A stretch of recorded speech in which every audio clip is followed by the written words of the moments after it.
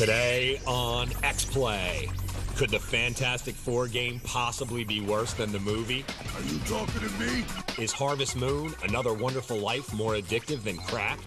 And will Shadow of the Colossus make you wet yourself with joy? I sure did. It's game time.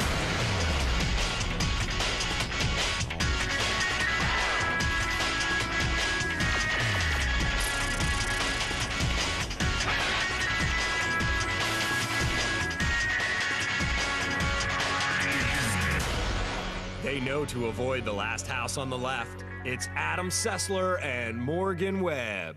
Yes, we do. Also, the hills have eyes. Pass it on.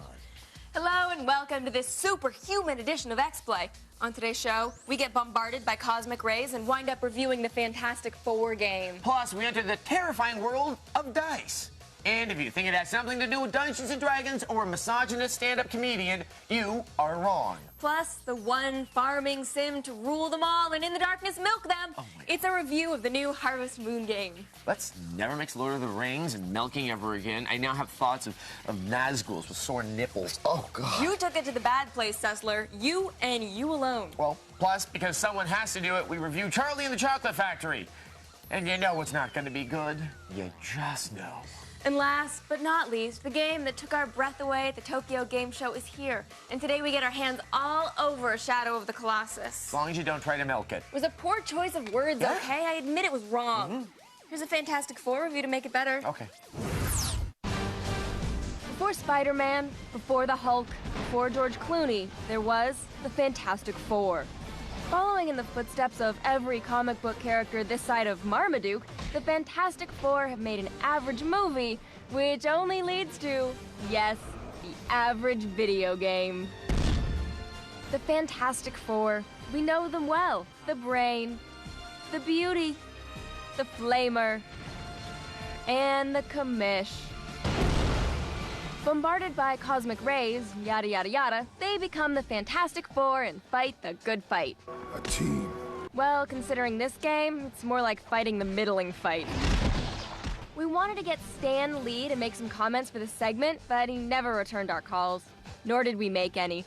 But we have the fifth best thing. It's Roger the Stan Lee Experience. He's not Stan Lee, but an incredibly inaccurate simulation. Kids, please cover your ears. So I called Jack Kirby into my office, and I got the cover of Fantastic Four 73 sitting there, and I said, "Hey, Jack, you notice anything different about it?" And he said, "Yeah, my name's not on it." And I said, "That's because you're fired. Get the out of my office." It was the best Ben Grimmie ever drew. I'd say the voice acting left a lot to be desired, but what's the point? It's a movie game. So much for diplomacy. It doesn't follow the movie plot specifically, that's one good thing, so you can fight other villains from the Fantastic Four's history. But simply put, the game is a button masher. I work really good. Don't we expect more from our heroes? Kirby walks into my office, and he pitches me the idea for the Fantastic Four. And I says to him, "That's the dumbest idea I ever heard. Get the out of my office." Not 5 seconds later, I copyright the idea, and the money rolls in like gangbusters. Kirby never got a cent. What a dumbass. Look at Mr. F stretch his way to victory. I haven't seen a stretch like that since Robert Blake's Alibi. Kids always ask me, where did the idea for Mr. Fantastic come from? 2 words. My pants. Don't believe me? Ask Kirby's wife. That Fantastic Four is unoriginal in every way. I've seen better innovation in a Rob Liefeld retrospective than I've seen here. The game is not what it could be. A disappointing movie-based game? I'm shocked. Yet, if you're a Fantastic Four fan, you may like it. I don't know, trying to find something good here. Galactus was my idea. I told Kirby he's a big guy in a purple suit that eats planets to sustain life. Kind of like how I your wife last night. The analogy didn't make sense, but Kirby, he got the message. Fantastic Four gets 3 it's not clobbering times out of 5. Excelsior! Nuff said. Nuff said. Wow, so Stanley will be suing us now, or maybe just a couple minutes from now. Yeah, pretty much. Yeah, enough said. You know, Marvel was doing such a good job with the comic book movies. Spidey 1 and 2, and X-Men 1 and 2, and even Blade 2. And then they made Fantastic Four, and the Hulk, and Elektra into really bad movies. And then they gave the third X-Men movie to the guy who directed After the Sunset. Cry bitter, gamma-radiated tears of rage, fanboys. The party is officially over. Well, that's the closest you'll get to a soliloquy on this show. Now, here's a game for 10-year-olds called Dice that's about robot dinosaurs. Alas, poor Dice. I previewed it well. Ever since mankind first battled dinosaurs in the Bible, children have been obsessed with turning them into cars. Well, finally, there's a TV show and video game to satisfy our automotive pagan needs.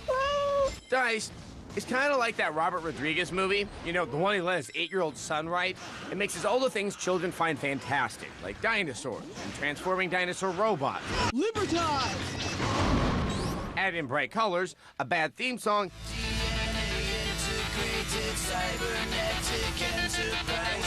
a splash of moral righteousness, There's really no need for such weapons, is there? and you have a surprisingly fun preview. DICE is an acronym for DNA Integrated Cybernetic Enterprises. Yep, I don't understand what it means either. But isn't there some kind of rule against using an acronym inside an acronym? Because technically DICE really stands for Deoxyribonucleic Acid Integrated Cybernetic Enterprises, which makes even less sense. The truth is, no one knows why a company would assign a group of children to pilot robot dinosaurs to protect a galaxy from various bad things. I suppose, like most children's programming, none of this matters because the point of the game is to ride around in giant dinosaur robots that turn into motorcycles. The majority of the preview had us in Dino Breaker mode, where you'll stomp around destroying enemies as a dinosaur. These stages are simple, straightforward action. Enter a room, destroy bad guys, find end boss, and power up. Sure, this one, right? But certain aspects of the game will also make you jump out and fight on foot. Holy did you see that? Why is he crawling on the ground? And how does he do it so fast? Finally, for quick travel and racing games, you'll have to transform into a vehicle. It's like F-Zero, only slow. And since the game will be marketed for younglings, the controls are basic. This makes for a fast-paced game that's easy to jump right into. The story, however, will leave most adults feeling confused and scared. Losing such a powerful weapon to pirates would seriously damage Humpty Electronics' reputation. I mean, I like the idea of space pirates, but 8-year-olds shouldn't be worried about the reputations of imaginary corporations. However, the game does try and teach children about the beauty of nature and the dangers of poaching. These poachers are pushing this planet's native species toward extinction. Poachers aren't concerned about these things, though. They're nothing more than dangerous criminals who don't care who or what they hurt. So what do the children do right after talking about the frailty of nature's ecosystems? They take their giant robot dinosaurs to the endangered planet and start killing any animal they see. Oh look, a rare mosquito. Die! Okay, so I need to forget that the story makes Full Metal Alchemist look like Dostoevsky. Because the gameplay is simple, solid fun with some minor tweaking, this should be an exciting kids game. You can expect to see DICE sometime this fall.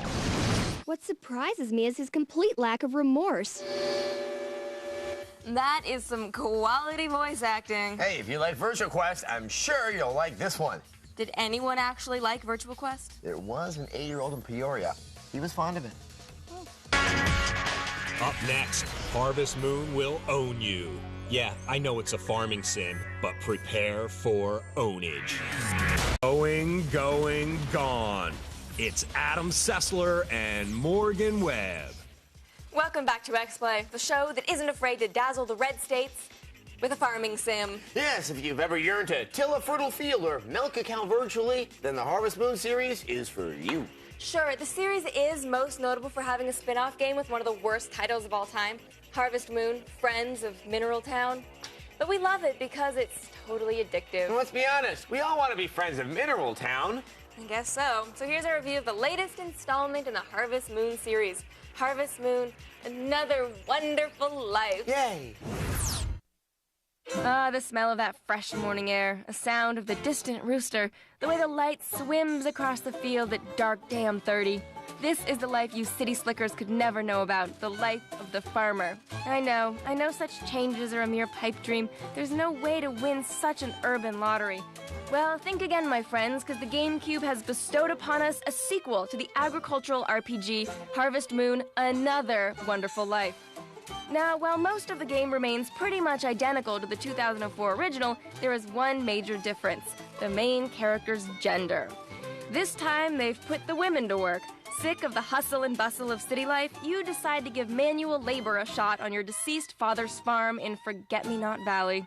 Also residing on your newly inherited property is a large cast of characters ranging from struggling artists, hippies, Elvis impersonators, and a lot of creepy old people. What's the point of wearing a hairnet when you have no hair? Must be a new fashion trend. But the leader of the pack is family friend Takakura, who looks like he spent most of the farm's fertilizer on his eyebrows. Eugene Levy, looks like you've been usurped. While you are taking care of business, there are many things to keep you occupied. Growing and selling crops, making sure your animals are happy, ridding the field of unwanted animals, and trying to keep out the riffraff. Ew, take a shower and don't let the door hit you on the ass on the way out. But life on the farm isn't all work. Daddy's little girl still gets to ride on her little pony and gaze at herself in the mirror. I still got it. I'm still young. Yeah, rub it in, why don't ya? But if you want to really relax, you get to sample the Earth's special vegetables and trip on mushrooms. Oh yeah, when the parents are away, the girl will play. Speaking of play, in order to advance through the game, you gotta get yourself hitched to one of the 3 eligible bachelors. No, not Snap, Crackle, and Pop. Take it away, Chuck. Thanks, Morgan. Let's meet our bachelors. First, we have Rock. He may not have much in his pocket, but he knows how to treat a lady. Then there's Marlin. Drinking is his favorite hobby and has an impressive lounge act. And finally, we have Gustafa. He enjoys barefoot walks everywhere and smoking the lazy leaf. So, which one will our bachelorette choose? Back to you, Morgan. Now, the game is more of a reimagining than a straight-up sequel. It still has the same simple yet vibrant graphics, same easy-to-use controls. Hell, it even has the same cast of characters. But it does offer a couple new features like improved game pacing and a chicken pen to keep count of your feathered friends. Okay, line up for a head count. 1. Damn, I need to get more chickens. If you're a fan of the original Harvest Moon, don't expect anything drastically new except 2 X chromosomes. But for those of you who would like a pleasing compliment to your copy of Animal Crossing, this game will keep you occupied for months and months and months. Still, it's a game about farming. Yeah, after a long, rough day of working with prima donna Sessler, the first thing I want to do is go bust my ass milking cows. Cute, loving cows. We give Harvest Moon: Another Wonderful Life a 3 out of 5. Did you just call me a prima donna in that review? I like cows. They're so cute. Are you avoiding my question by talking about cows being cute? Yes, cute little cows. But me. Up next, movie games always suck, but this one has Johnny Depp. At least I think that's Johnny Depp. Planted with tiny G4 tracking devices, it's Adam Sessler and Morgan Webb. And they explode if we leave the set. Call for help. Welcome back to X-Play. Into every summer, a bad blockbuster movie must fall. This summer, there were so many. Stealth, The Island, XXX State of the Union. But none of those movies had games made out of them. Yet. So, we had to settle for reviewing the Charlie and the Chocolate Factory game. We hope you enjoy it more than we did. Hey, Willy Wonka, have you a game? Or like other spin-offs, are you just lame? You come a long way, Charlie Bucket. Such a long way, in fact, that you're barely recognizable. Charlie and the Chocolate Factory for the Xbox has taken so many liberties with Roald Dahl's original story that it may seem hard to recognize. You may also have trouble recognizing it as anything resembling a video game. The story now makes Charlie the righter of all wrongs committed by the other children. It's up to Charlie to juice Violet, for example. Wonka Bots, Charlie's peculiar adversaries in the game, are created by Mike TV. The Wonka Bots were being created to replace the already enslaved Oompa Loompas. This title trots along with tenacious tedium, draining color from the faces of even the youngest of players. Willy Wonka's Chocolate Factory.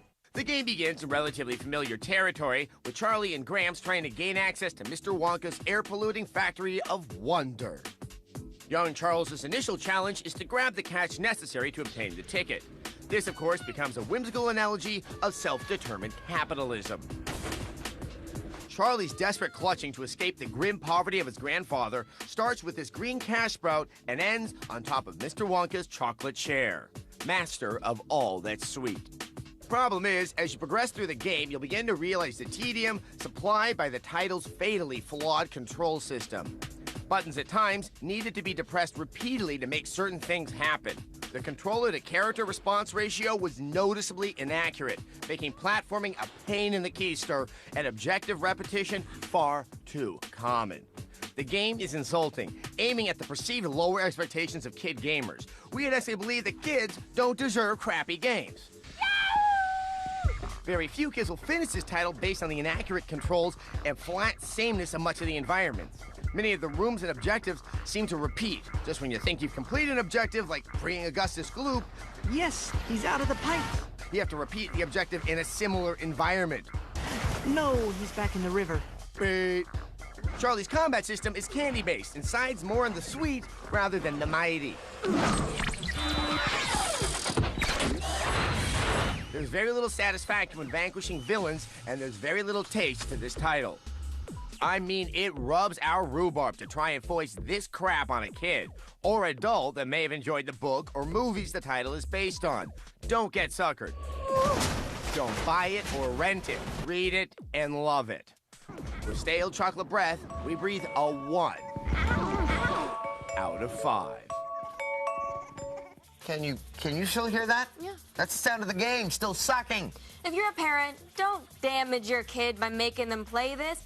Try Katamari Damacy. Try Mario Kart. But don't ever buy Junior some crappy movie game tie-in. It's cruel and unusual. Kind of like forcing us to take a commercial break. Yeah, pretty much like that.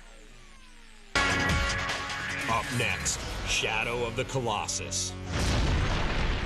Wow, that dude is big. Will Adam Sessler and Morgan Webb please report to the white courtesy phone? Now? Welcome back to X-Play, the show that sits through the glut of so-so games to pluck gems from the muck. In other words, after all the crap we've reviewed on today's show, we finally have something awesome. When we first saw this at the Tokyo Game Show, we were blown away by its moody atmosphere and gorgeous graphics. And now, at long last, we actually get to play it. Here's our preview of Shadow of the Colossus.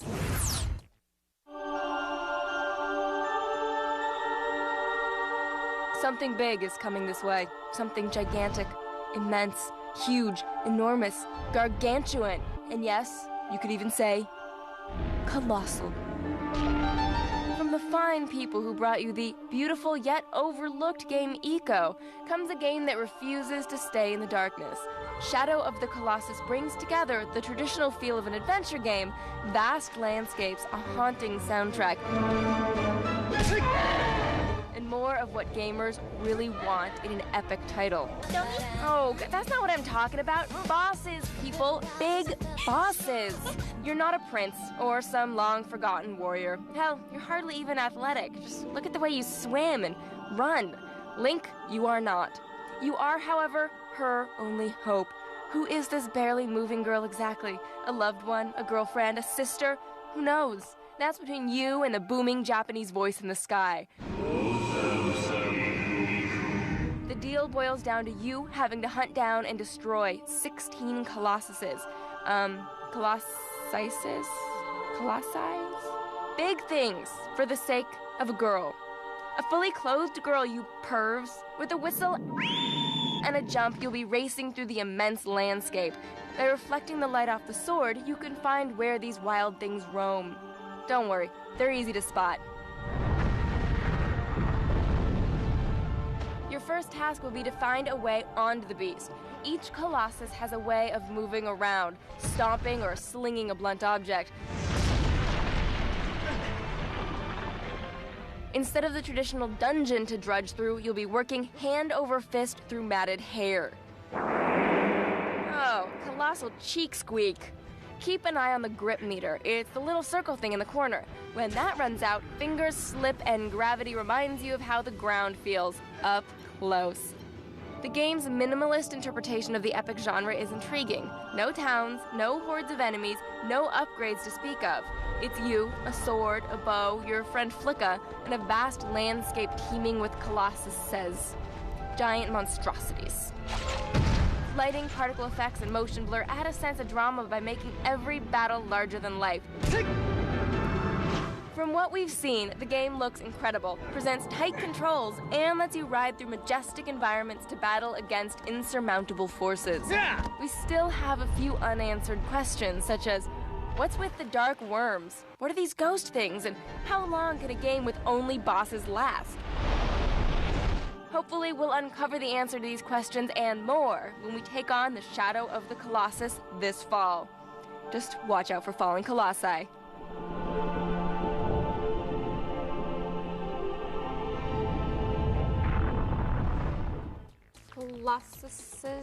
Colossi? I don't know, but it looks amazing. I hope that the gameplay can live up to the graphics, because for a PS2 title, this is incredible. You know what would be more incredible? No, but you'll probably tell me. Getting through a show without reading viewer mail? Oh, yeah. But this isn't going to be that show. I thought so. Yeah. Today's viewer mail is from Nick B. Hi, Nick. I love X-Play, and I've watched it since it was extended play, and I've never seen you give a game less than 2 out of 5. Are you even allowed to? We gave a game a 1 out of 5 today, my friend. I think even yesterday. Yeah. Of course, everyone always asks us if we've given a game a 0. So far, we really haven't. For it to earn a 0, it would have to not be a game. Right. Like Pokemon Channel, but that still just got a 1. That got a 1, and it really should have gotten a 0 because it wasn't a game, really. You watched television, and your Pokemon didn't even want to play with you that much. It just wanted to watch TV. It was so bizarre. Yeah, that really hurt my feelings, too. And then if you let it with the remote control by itself, or the TV, it would buy stuff with your bank account. Uh-huh. Like a child. Pokemon credit card fraud.